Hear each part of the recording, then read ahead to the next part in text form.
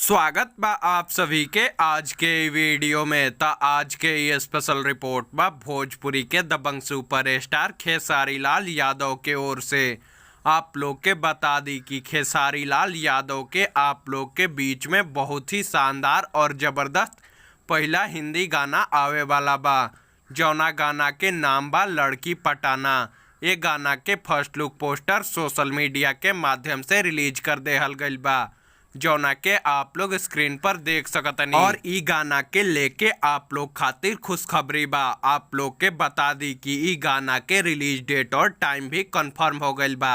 ई गाना के गौले बाड़े दबंग सुपरस्टार खेसारी लाल यादव जी, और ई गाना के लिखले बाड़े लॉलीपॉप गाना के राइटर जाहिद अख्तर जी, और ई गाना के संगीत से सजैले बाड़े विनय विनायक जी। आप लोग के बता दी कि ई गाना के परसों यानी 31 अगस्त के सोनी म्यूजिक रीजनल के ऑफिशियल यूट्यूब चैनल से रिलीज कर देहल जाई, जौना के आप लोग जाके देख सकेम।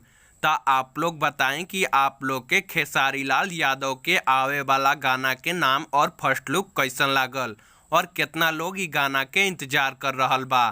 तो आज के वीडियो में बस इतना ही। उम्मीद बा कि वीडियो आप लोग के पसंद आयल होई।